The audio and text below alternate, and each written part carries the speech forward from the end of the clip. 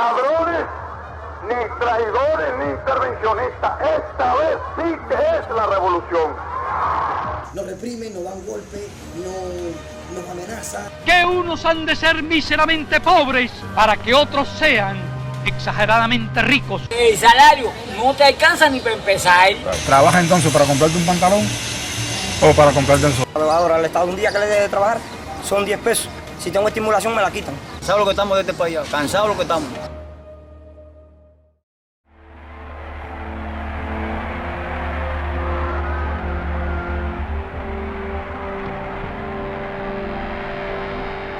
Cuba, una pequeña isla que atrajo la atención del mundo entero durante y después de la Guerra Fría.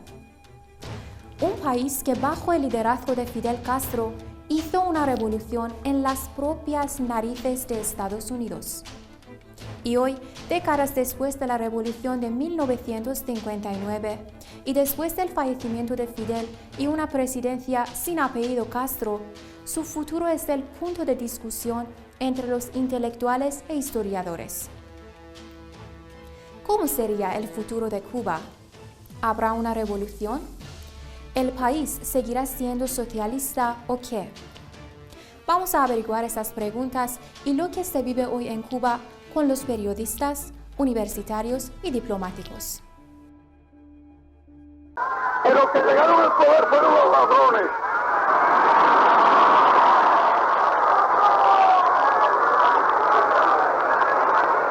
Ni ladrones, ni traidores, ni intervencionistas. Esta vez sí que es la revolución. Con tales palabras y prometiendo un mejor futuro en un país libre e independiente, Fidel Castro hizo una revolución contra el entonces dictador Batista en 1959.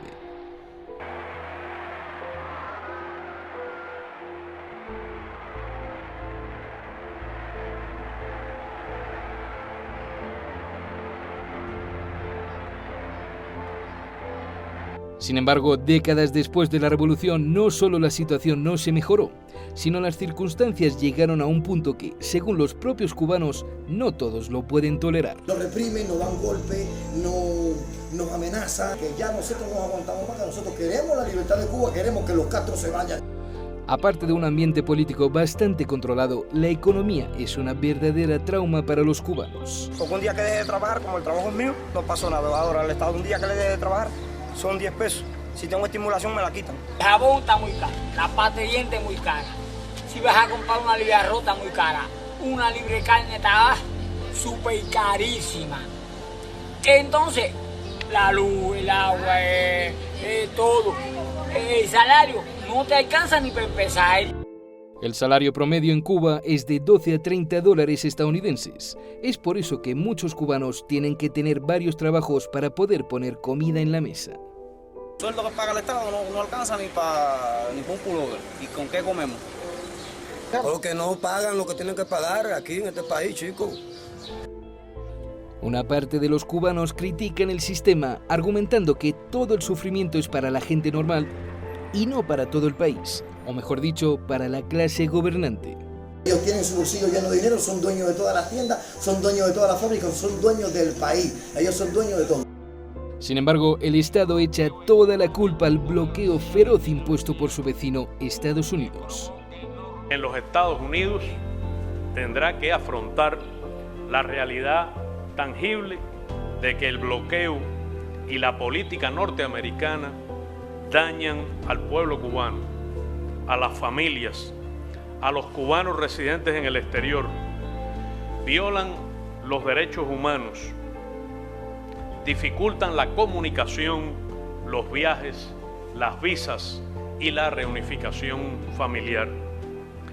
El bloqueo también restringe la libertad de viajar y los derechos de los ciudadanos estadounidenses.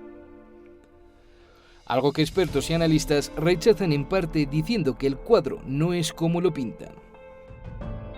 El embargo tiene una serie de verdades, pero también tiene una serie de mentiras.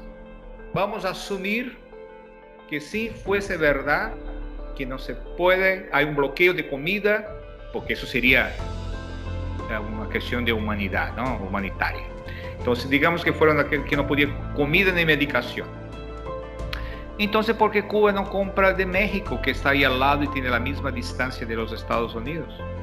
¿Por qué no compra de Brasil, que tiene una deuda de 659 mil millones de dólares para construir un puerto?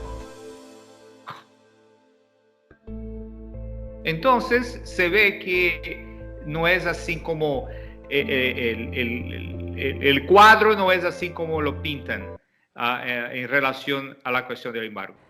Sin embargo, con todo lo dicho, pasa por la mente la pregunta de que ¿por qué no ha habido otra revolución en el país caribeño pese a tantos problemas?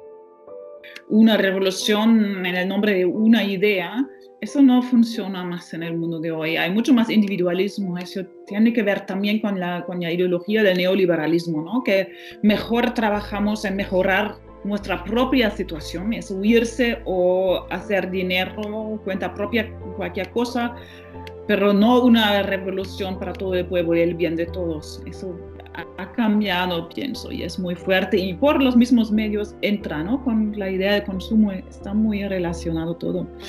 En este mismo contexto, el profesor Franz afirma que la situación geográfica de la isla ayudó a los Castros para impedir una intervención y controlar mejor la situación.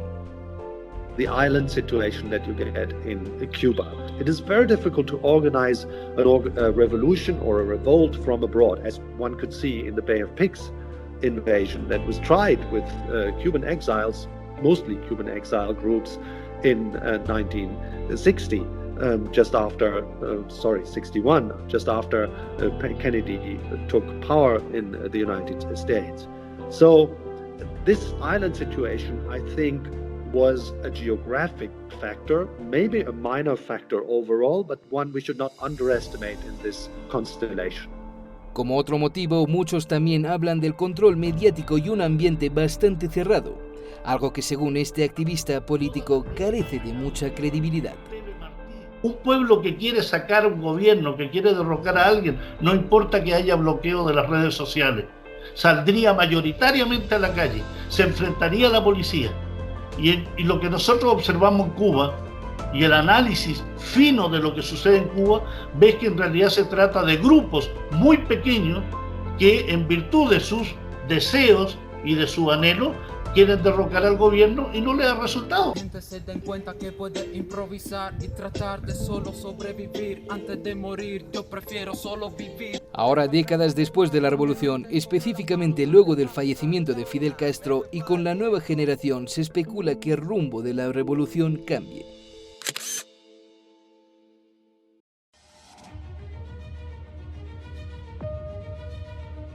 Las nuevas generaciones en el poder son mucho menos ideológicos que los anteriores. Se está hablando de socialismo y de un socialismo que ha evolucionado como el socialismo del siglo XXI o el progresismo. El embargo tiene una serie de verdades, pero también tiene una serie de mentiras. Toda una cubanología, estudios cubanos que tratan de definir cuál es el momento de ruptura o si la revolución desapareció. Una revolución en el nombre de una idea, eso no funciona más en el mundo de hoy. Social media have been creating irritations in political systems throughout the world since they've become available for the masses. Un pueblo que quiere sacar un gobierno, que quiere derrocar a alguien, no importa que haya bloqueo de las redes sociales, saldría mayoritariamente a la calle. No hay reconciliación donde hay dos enemigos.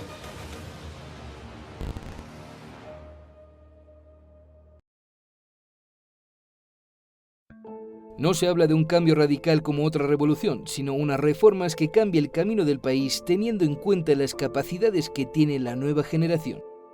Son nuevos, hay una nueva generación también que demanda que se satisfagan necesidades en un mundo globalizado donde los jóvenes de Cuba se quieren parecer a los jóvenes de Chile, a los jóvenes de Estados Unidos, a los jóvenes de España, etc.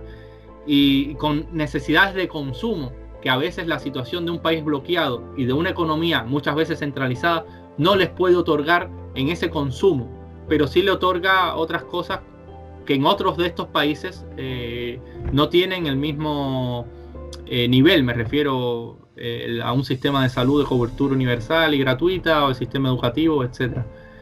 Pero hay procesos de continuidad y ruptura, y lo ha sido siempre en la revolución. La revolución nunca ha sido un proceso monolítico, homogénico. La revolución cubana en la década del 60 fue una cosa, en la década del 70 hasta el 85, 86 fue otra, en los 90.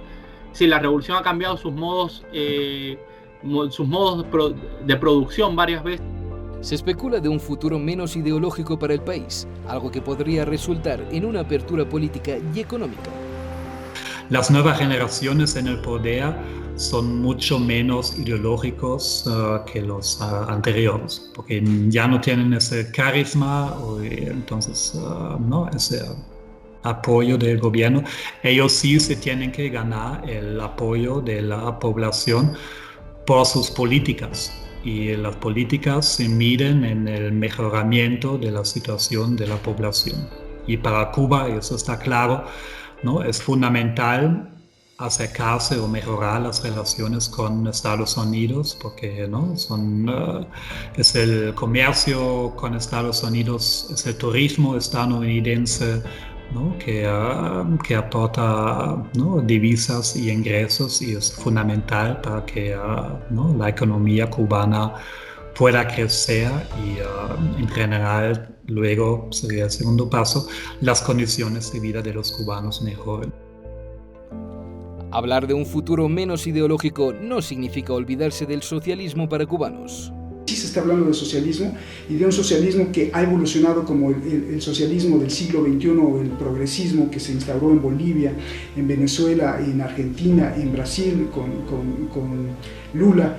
Sí se está hablando, y sigue siendo una lucha entre la élite de derecha que defiende un capitalismo voraz y la supuesta élite de izquierda que defiende un camino al socialismo en donde todos los seres humanos deben de tener las mismas oportunidades y los mismos ingresos económicos. Entonces sigue habiendo esa pugna. Sin embargo, este socialismo que se tenía muy marcado como perseguir las ideas de Marx, las ideas, incluso la imagen del Che Guevara y todo esto, sí se ha transmutado hacia un socialismo del siglo XXI, en donde hay un intercambio con el capitalismo, como lo hizo Evo Morales, que incluso la revista The Economist reconoció que lo que no podían hacer los grandes países como el propio Reino Unido, lo pudo hacer Evo, utilizando parte del capitalismo, pero con unas ideas progresistas, tratando de simular o de seguir el socialismo. Entonces sí hay esa pugna, y probablemente Cuba se adapte a esos cambios. El motivo de la poca probabilidad de que el país deje el socialismo reside en que esa ideología se ha vinculado con el nacionalismo cubano. Es mantener un nacionalismo cubano que tiene sus raíces en Martí, y que es un nacionalismo caribeño, que los nacionalismos en el Caribe son muy distintos incluso a los nacionalismos en América del Sur, porque los nacionalismos en el Caribe y en Centroamérica, el nacionalismo mexicano, el nacionalismo puertorriqueño o el nacionalismo cubano son nacionalismos antiimperialistas. Entonces en Cuba se combina ideológicamente una visión nacionalista, latinoamericanista, que viene desde el ideario de figuras como José Martí y el proceso de la descolonización, y el pensamiento fidelista, yo diría que más marxista y leninista, fidelista, que es un pensamiento bastante heterodoxo, que es un pensamiento bastante sui generis, porque muchas veces se dice que el modelo cubano ha copiado, ¿no?, al modelo soviético, o que ahora va a copiar el modelo chino-vietnamita. Yo creo que es difícil afirmar que se pueda copiar de un modelo a otro, porque las condiciones de Cuba culturales, geográficas y geopolíticas son totalmente distintas. Hablando de la nueva generación, también hay que destacar su mayor acceso al Internet.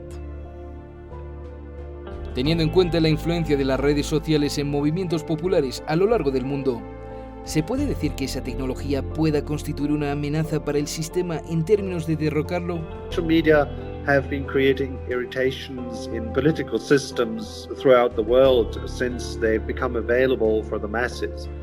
I mean, the Arab Spring is an example which made everybody very optimistic, and I think that Cuba has been very successful. I mean, the Cuban Revolution after Castro has been very successful in suppressing whatever kind of revolt or a resistance to the regime had showed first signs of, well, maybe getting into something serious, becoming something more serious.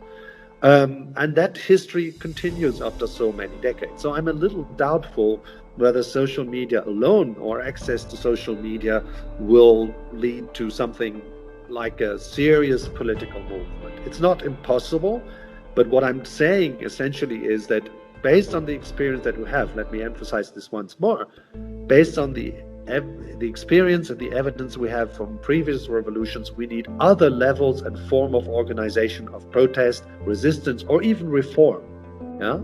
Aparte del cambio del modelo cubano que se está realizando poco a poco, el país tiene que concentrarse en su reto principal, un dilema que le está afectando por unos 60 años. Cuba en este momento plantea su mayor reto, ¿sí? Cómo mejorar el modelo, pero el mayor desafío que tiene ese reto es quién es el mejor y el más capacitado socio para invertir en la isla. El que tiene 90 millas es el vecino. Eso es un reto para los dos países, pero tiene que darse en igualdades de condiciones. No hay reconciliación donde hay dos enemigos. Un reto que quizás se supere con la llegada de Biden a la Casa Blanca y una posible continuación de la política de acercamiento con Cuba que empezó durante el mandato de Barack Obama.